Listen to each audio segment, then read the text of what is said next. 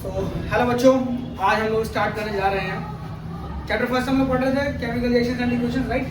तो उसके अंदर हम लोग काफ़ी सारी चीज़ें हम देख चुके थे कि मतलब इक्वेशंस को राइट कैसे करना है, किस तरीके से इक्वेशंस को हमें लिखना होता है। रिएक्टेंट्स को लेफ्ट हैंड साइड में लिखते हैं, प्रोडक्ट्स जो होते हैं उसको हम लोग राइट हैंड साइड में लिखा होता है। और माइक तो लगाया ही नहीं। Hello guys, welcome back to my YouTube channel Shivam Vaish. आप पढ़ रहे हैं science, right. Class number 10th, chapter number 1, chemical reactions and equations. ठीक है, तो हम लोग सभी लास्ट क्लास में केमिकल रिएक्शंस एंड इक्वेशंस के बारे में काफ़ी सारी चीज़ें पढ़ चुके थे, राइट।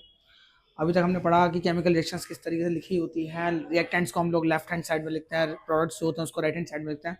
बीच में साइन होता है एरो का, उसे हम क्या बोलते हैं, गिव्स का साइन लेते हैं। और इस तरीके से हम केमिकल रिएक्शंस को हम लिखते हैं, राइट। और जो सिंगल एटम तुम्हारा होता है उसको हम उसकी एटॉमिसिटी के साथ लिखते हैं, राइट। और जो आपका कोई भी कंपाउंड तुम्हारा होता है उसके लिए पहले हम केमिकल फॉर्मूला बनाते हैं एंड देन उसको उस तरीके से लिखना होता है, समझे। आज हम लोग बात करेंगे कि बैलेंसिंग जो है केमिकल इक्वेशन की किस तरीके से की जाती है, ठीक है ना। तो symbolic representation of a chemical reaction is called what, chemical equation. Chemical equation का मतलब क्या होता है, जो केमिकल रिएक्शन को ही हम सिंबल्स में रिप्रेजेंट कर देते हैं तो उसको हम क्या बोलते हैं, केमिकल इक्वेशन बोलते हैं। तो आज हम लोग जो है इसके ना बेटे बैलेंसिंग के बारे में बात करेंगे। आज हम थोड़ा सा बैलेंसिंग ऑफ केमिकल इक्वेशन। एक सेकंड जरा पेन को चेंज कर देता हूँ बच्चों। हाँ ठीक है, बैलेंसिंग ऑफ केमिकल इक्वेशन। तो यस, तो बेटा हम लोग बैलेंसिंग के बारे में बात कर रहे हैं। केमिकल इक्वेशन क्या हम बैलेंस कैसे करते हैं। तो बैलेंस करने के लिए हमें करना क्या होता है, बेसिकली पहले तो ये जो है किस चीज को फॉलो कर दिया है, क्या बैलेंसिंग जो है फॉलो करती है law of conservation of mass. क्या, कौन सा law of conservation of mass. Last year exam में प्रीबोर्ड में पूछा गया था, तो ये law of conservation of mass को फॉलो करती है। It follows law of conservation of mass, मतलब जो रिएक्टेंट्स हैं उनका मास जो होता है वो प्रोडक्ट के मास के इक्वल होना चाहिए, राइट। तो इसे बैलेंस करने के लिए हमें क्या करना पड़ता है, नंबर्स को बैलेंस करना पड़ता है, ठीक है। नंबर्स को बैलेंस करेंगे तो इक्वेशन जो हमारी अपने आप बैलेंस हो जाती है। ओके, चले आगे। अब जैसे लेट्स से कि मैं बात करता हूँ, कार्बन है plus oxygen gives carbon dioxide, right. अब कार्बन का नंबर जो है बेटे यार ध्यान दो, मैं अगर बात करूँ कार्बन का नंबर कितना बेटे, यहाँ पे 1 है। कार्बन यहाँ पे प्रोडक्ट में कितना, कार्बन 1 है।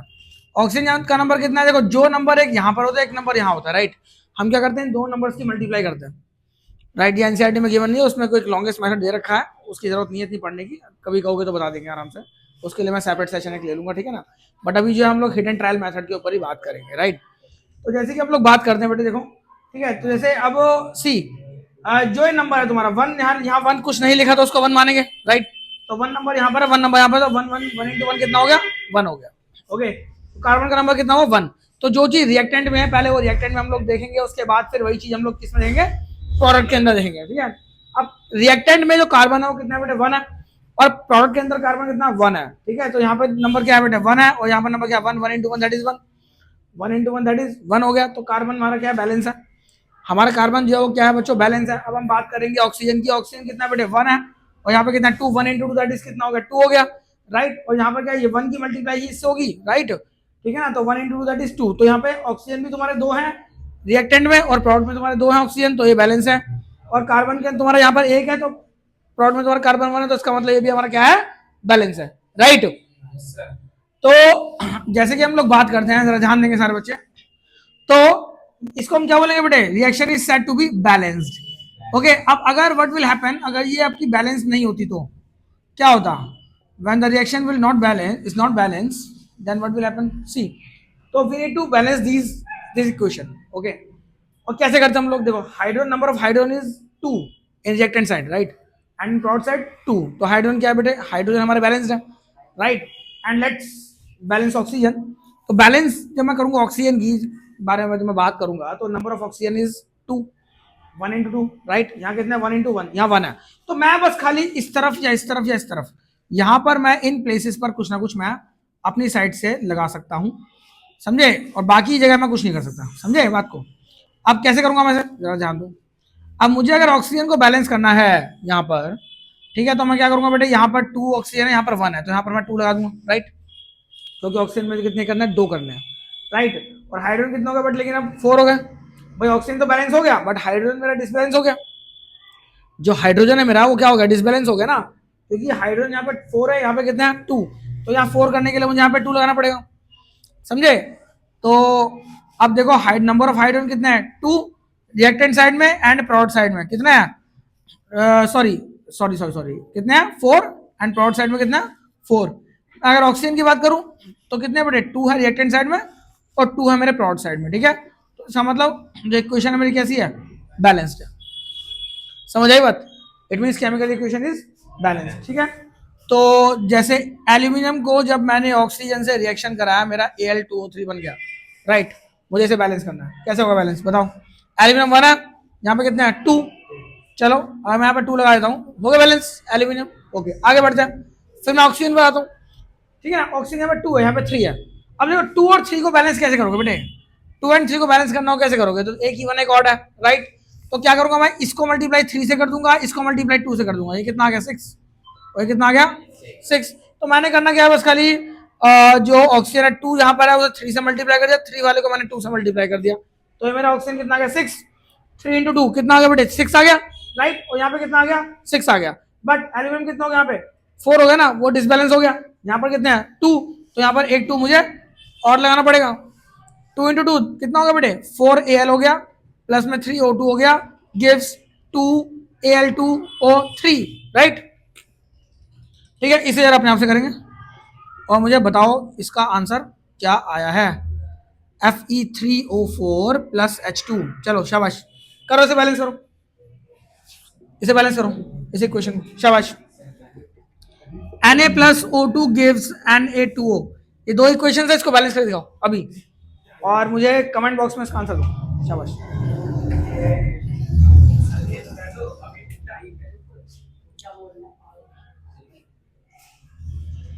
डन, कैसे किया इसको आंसर मैंने, सी। आयरन 1 यहां पे कितना है 3, तो क्या करते रहो भाई, पढ़ना नहीं है बस खेल करना है क्या, हाँ हाँ सी। अब आयरन कितना बेटे 1 है, यहाँ पे कितना है 3, तो क्या हो बेटे 3 हो गया, राइट, समझे, आया समझ में, आएगा आएगा। अब हाइड्रोजन कितना 2, यहाँ कितने बड़े 2, बैलेंस है कोई दिक्कत नहीं है। ऑक्सीजन कितना बड़े 4, यहाँ पे कितना 1, यहाँ 1 यहाँ पर 4, तो यहाँ 4 करने के लिए मैं यहाँ पे 4 करूंगा, राइट, समझे। ऑक्सीजन मेरा 4 हो गया, बट हाइड्रोजन डिसबैलेंस हो गया। अब हाइड्रोजन मेरा कितना हो गया बेटे, ये हो गया मेरा कितना 8 हो गया, तो यहाँ पर मुझे 8 करना पड़ेगा, तो यहाँ पर 8 करने के लिए क्या करूंगा मैं 4 कर दूंगा, समझ आ रही बात, ठीक है। तो ये मेरा बैलेंसिंग हो गया, sodium sulphate Na2SO4 plus barium chloride, सारे बच्चे इसको बैलेंस करेंगे, शाबाश। ये बनेगा बेटा BaSO4 barium sulphate plus sodium chloride, शाबाश। बहुत फेमस रिएक्शन है, एग्जाम में बहुत आती है, ठीक है ना। इसको जरा अभी बैलेंस करो, 2 मिनट का पॉज लेकर के जल्दी, और इसका स्क्रीनशॉट लो जल्दी से, ठीक है। ठीक है बच्चों, ये बहुत ही ज्यादा इजी तरीका होता है एक अपना टाइम वेस्ट किए बिना इक्वेशन को बैलेंस करने का, राइट। तो आपने बस खाली क्या करना होता है, इनको बैलेंस करना होता है बस। लेफ्ट हैंड साइड में जो रिएक्टेंट्स होते हैं और जो प्रोडक्ट्स हमारे होते हैं राइट हैंड साइड में, ओके, इनको हमें क्या करना, नंबर्स हमें इक्वल करने होते हैं, ठीक है। तो नंबर्स को इक्वल करने का तरीका हमारा यही होता है, और इससे बेस्ट कोई तरीका नहीं है। बाकी एनसीईआरटी में तो दे रखा है, वो थोड़ा लॉन्गेस्ट मेथड है, ठीक है ना, उसको इस तरीके से हम लोग सॉल्व करते हैं, वो भी मैं आराम से बता दूंगा कभी तुम्हें किसी दिन, बाकी जरूरत इसकी नहीं पड़ने वाली है, ठीक है। क्योंकि अब हम लोग जो क्या कर रहे हैं, क्विक रिवीजन कर रहे हैं बोर्ड्स के लिए, ठीक है। तो बोर्ड्स के लिए जरूरी वही चीज है जो तुम्हें पढ़नी है, ठीक है, ओके डन हो गया बच्चों, स्टार्ट। अब बेटे इसके बाद हमने जो रिएक्शन की बैलेंसिंग हमने सीखी है कि किस तरीके से रिएक्शन को केमिकल रिएक्शन को बैलेंस किया जाता है, ठीक है। आई होप आपका आ गया होगा, ठीक है ना। और अब जो नेक्स्ट टॉपिक जो हम लोग पढ़ने के लिए जा रहे हैं, तो उस टॉपिक का नाम है हमारा टाइप्स ऑफ केमिकल इक्वेशन, ठीक है। तो टाइप्स की वजह से मैं बात करता हूँ बेटे, देखो टाइप्स ऑफ केमिकल इक्वेशन, ठीक है बच्चों, टाइप्स ऑफ केमिकल इक्वेशन, ठीक है ना। तो टाइप्स ऑफ केमिकल इक्वेशंस की हम बात करें तो बेटा कि ये जो केमिकल इक्वेशंस होते हैं, केमिकल रिएक्शंस भी कहते हैं इनको, बस उनका सिंबल्स में लिखने को ही हम लोग केमिकल इक्वेशन कहते हैं, ठीक है ना। केमिकल वैसे रिएक्शन हमारा केमिकल रिएक्शन ही होता है, बस उसको सिंबल्स में रिप्रेजेंट कर देते हैं, ठीक है। और जो केमिस्ट्री में जो हम लोग डील करते हैं वो केमिकल इक्वेशंस में ही डील करते हैं, क्योंकि केमिकल इक्वेशंस हमारे लिए क्या होते हैं, वो मोर इन्फॉर्मेटिव होती है। इसके पीछे रीजन हमारा सिर्फ यही होता है, बाकी और कोई नहीं होता, ठीक है। तो हम लोग जो है टाइप्स के ऊपर जब बात करें तो केमिकल इक्वेशंस जो होती हैं केमिस्ट्री के अंदर वो किस टाइप की होती हैं इस चैप्टर के अंदर केमिकल इक्वेशंस। तो बेटे फर्स्ट इक्वेशन हमारी होती है केमिकल इक्वेशन में मैं बात करूँ तो कॉम्बिनेशन रिएक्शन। ठीक है बेटे, कॉम्बिनेशन रिएक्शन की हम लोग बात करते हैं और अब हम लोग इनके टाइप्स के बारे में जानेंगे। तो पहला टाइप हमारा कॉम्बिनेशन रिएक्शन बेटे, उसके बाद इसके यूजेस कहाँ कहाँ होते हैं, कहाँ कहाँ ये सब चीजें हमें देखने को मिलती है, उन सब के ऊपर हम लोग डिस्कस करेंगे, राइट। ठीक है, तो कॉम्बिनेशन रिएक्शन जो होती है ना बच्चों, सारे बच्चे ध्यान देंगे इसमें क्या है, जैसे जब दो रिएक्टेंट्स आपके when two or more reactants, ठीक है, combine together and forms a single product. जब दो या दो से ज्यादा रिएक्टेंट्स आपके आपस में कंबाइन होते हैं और सिंगल प्रोडक्ट आपको बनाते हैं, सिंगल प्रोडक्ट देते हैं, तो इसका मतलब वो reaction is set to be combination reaction. ठीक है, तो मैं यहां पर इसको लिख दूंगा when two or more reactants, ठीक है, combined to form single product, to form a single product. ठीक है बेटे, इसको जब आप समझने में थोड़ा ज्यादा फोकस रखना, कंटेंट पर फोकस मत रखना, इंटेंट पर फोकस रखना, ठीक है, ओके, क्योंकि इसके नोट्स जो है वो मैं नीचे डिस्क्रिप्शन में दे दूंगा आप लोगों को, ठीक है, बट चैनल सब्सक्राइब करना मत भूलना, ठीक है। देखिए ध्यान दीजिए, तो when two or more reactants combine together and forms a single product, ठीक है, then this reaction is called what, combination reaction. ठीक है, तो अभी जो मैं जितना मैं लिख रहा हूँ उसको आप नोट डाउन करते रहो, इसके प्रॉपर फुल नोट्स मैं आपको डिस्क्रिप्शन में प्रोवाइड कर दूंगा, ठीक है।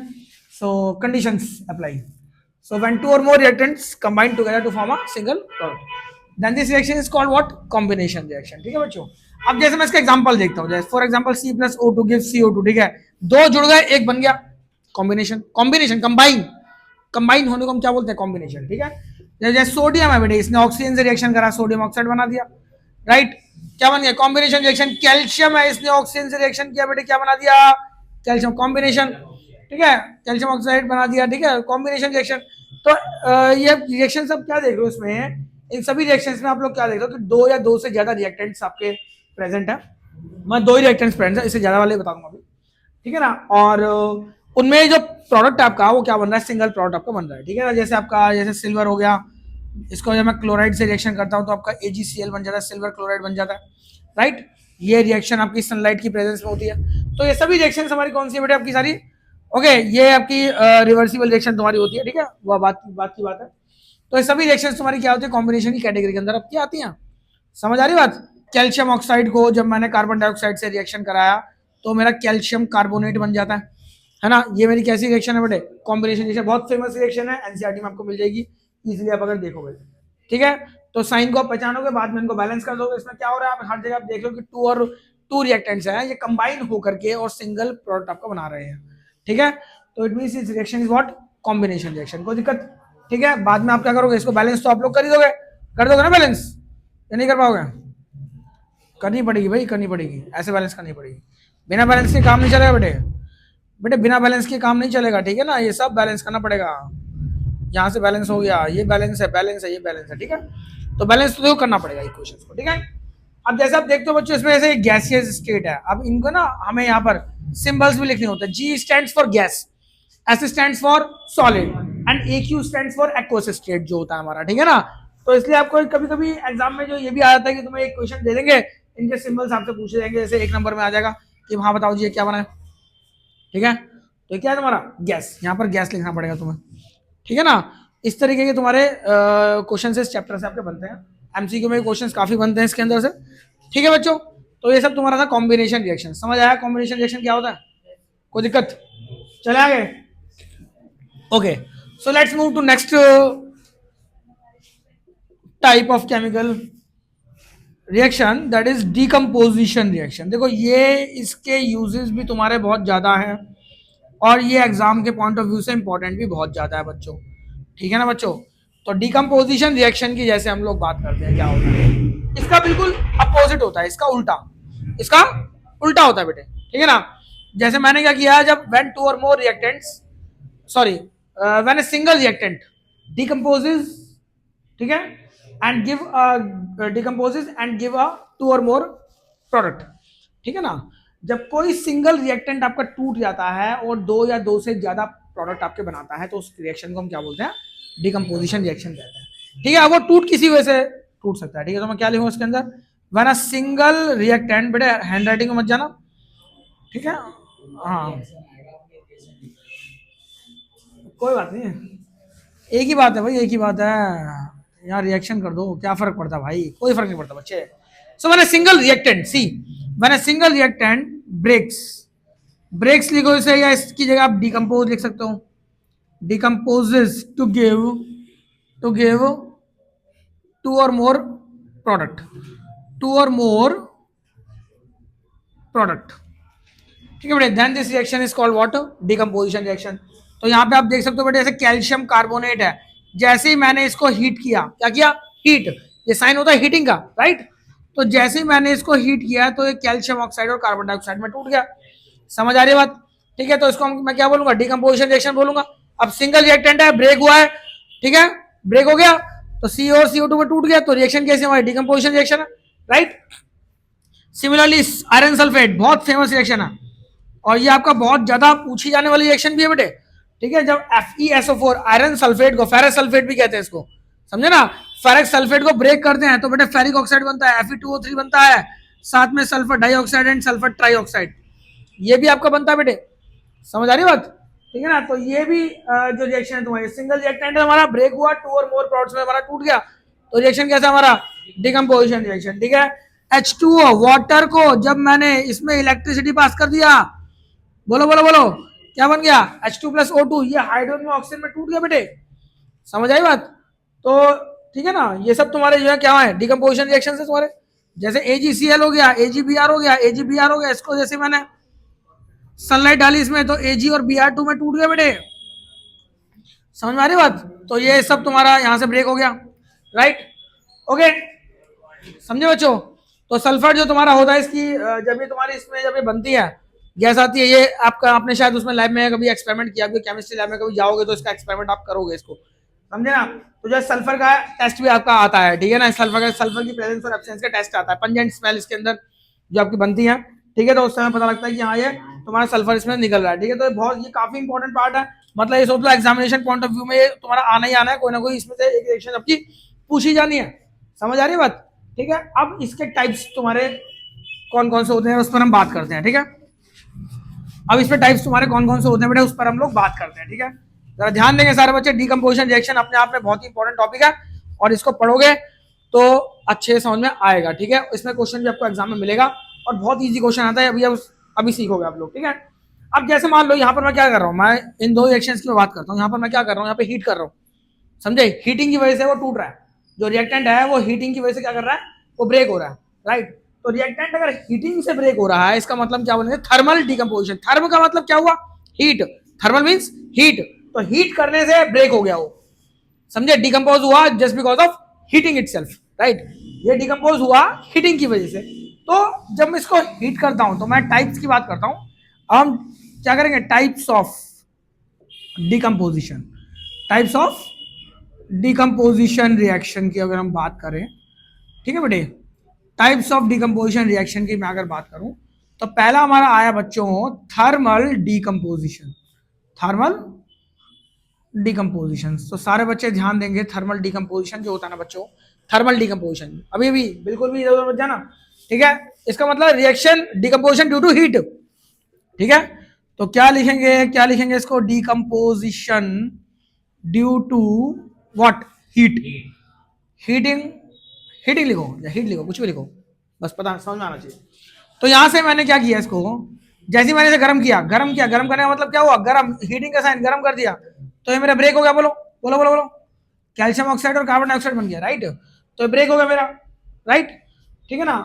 तो ये बहुत सारी इक्वेशंस तुम्हारी हैं, और भी मेरी इक्वेशंस होनी चाहिए इसके अंदर, ठीक है ना। एनसीईआरटी में आप देख सकते हो, एक इक्वेशन ये वाली लिख दी है, एक लेड नाइट्रेट वाली इक्वेशन, ठीक है ना, वो बहुत ज्यादा पूछी जाती है। हाँ, PbNO3 की होल ट्वाइस आई गैस, ये वाली इक्वेशन है, ठीक है ना। एक ये वाली इक्वेशन भी है, जैसे मैं इसको हीट करता हूँ तो लेड ऑक्साइड बनता है मेरा, क्या बनता है बताओ, एक लेड ऑक्साइड बनता है मेरा, एक हमारा नाइट्रस ऑक्साइड बनता है, साथ में O2 बनता है, ऐसी इक्वेशन है, ठीक है ना। अब ये एनसीईआरटी में ऐसी इक्वेशन है तुम्हारी, ठीक है ना।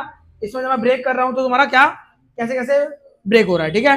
तो ये सब तुम्हारा क्या है बेटे, तुम्हारा ये इंपॉर्टेंट रिएक्शन, ये इंपॉर्टेंट रिएक्शन है। बाकी मैंने Fe आयरन सल्फेट वाली रिएक्शन आपको बताई दी है, ठीक है ना, इसको अच्छे से पढ़ लेना, ये मैंने यहाँ बता रखी है बच्चों, ये इक्वेशन तुम्हारी पूछी जाती है इसके अंदर, ठीक है ना। डिकम्पोजिशन रिएक्शन इस तरीके से होती है। तो थर्मल डिकम्पोजिशन, हीटिंग की वजह से डिकम्पोजिशन हुआ, राइट। तो ये पहला टाइप था। सेकंड हमारा क्या था बच्चों, इलेक्ट्रोलाइटिक। इलेक्ट्रोलाइटिक देखो बहुत इंपॉर्टेंट है, ये भी कभी कभी इससे पूछ लेते हैं, इलेक्ट्रोलाइटिक डिकम्पोजिशन।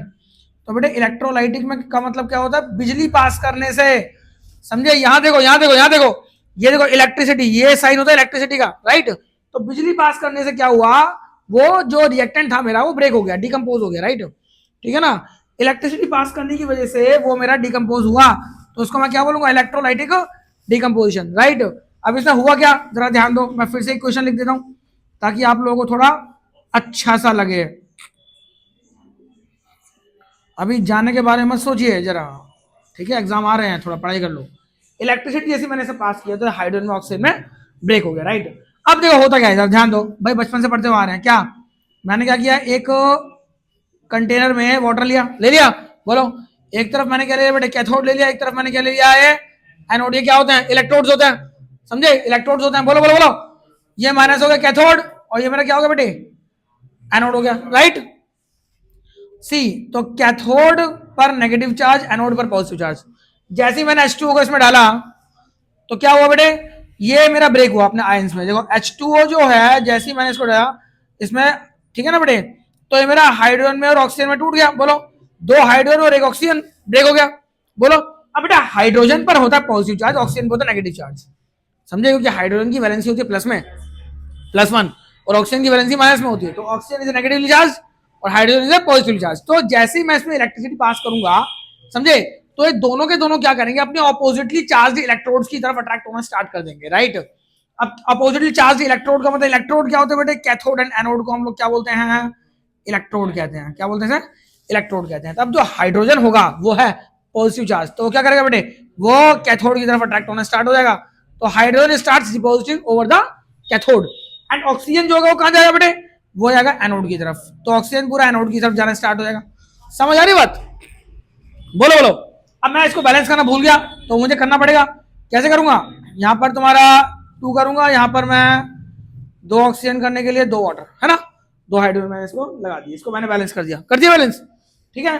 तो इस तरीके से ये प्रोसेस तुम्हारा पूरा चलता रहेगा। जैसे इलेक्ट्रिसिटी पास करूंगा मैं, तो हाइड्रोजन और ऑक्सीजन जो है हमारे कैथोड एनोड पर अपने ऑपोजिट चार्ज इलेक्ट्रोड के ऊपर ये डिपॉजिट होने स्टार्ट हो जाएंगे, ठीक है। तो सारा हाइड्रोजन मेरा यहाँ चला जाएगा और सारा ऑक्सीजन मेरा इस तरफ एनोड की तरफ जाना स्टार्ट हो जाएगा। समझ आ रही बात। अब इसमें से क्वेश्चन तुम्हारा क्या बनता है, क्वेश्चन तुम्हारा ये बनता है कि the amount of hydrogen deposited over the cathode will be twice as that of the amount of oxygen deposited over the anode. ऐसा क्यों होता है, मतलब हाइड्रोजन जितना यहाँ पर बन रहा है उससे हाफ ऑक्सीजन यहाँ बनेगा। ये कह सकते हैं ऑक्सीजन जितना यहाँ पर इकट्ठा हो रहा है उससे डबल हाइड्रोजन इकट्ठा हो रहा है। भाई सिंपल सी बात है, एक बार जब कोई वाटर मॉलिक्यूल टूटेगा, सी, तो मैं क्या देख रहा हूं, उसके अंदर 2 हाइड्रोजन निकल रहे हैं और एक ऑक्सीजन निकल रहा है, बोलो, समझे। Because hydrogen occupies twice as that of the volume that of the oxygen in a single water molecule. समझ आ रही बात, एक सिंगल वाटर मॉलिक्यूल में हाइड्रोजन जो है वो ऑक्सीजन से डबल वॉल्यूम लेता है। तो जैसे ब्रेक करेगा, जब टूटेगा वाटर मॉलिक्यूल, जब ब्रेक होगा तो जितना ऑक्सीजन निकलेगा उसका डबल हाइड्रोजन निकल रहा है। तो इसका मतलब अगर मान लो यहाँ पर 1 ग्राम ऑक्सीजन यहाँ पे डिपॉजिट हो रहा है तो यहाँ पे 2 ग्राम हाइड्रोजन जाएगा। यहाँ पर 100 ग्राम ऑक्सीजन गया तो हाइड्रोजन कितना हो गया, 200 ग्राम हो गया। तो इनका रेशियो जो होता है हमेशा, इनका रेशियो जो होता है ना बच्चों, वो हमेशा हाइड्रोजन का एंड ऑक्सीजन का जो रेशियो होता है, मैं अगर बात करूं तो वो हमेशा आपका 2:1 ही रहेगा, समझे।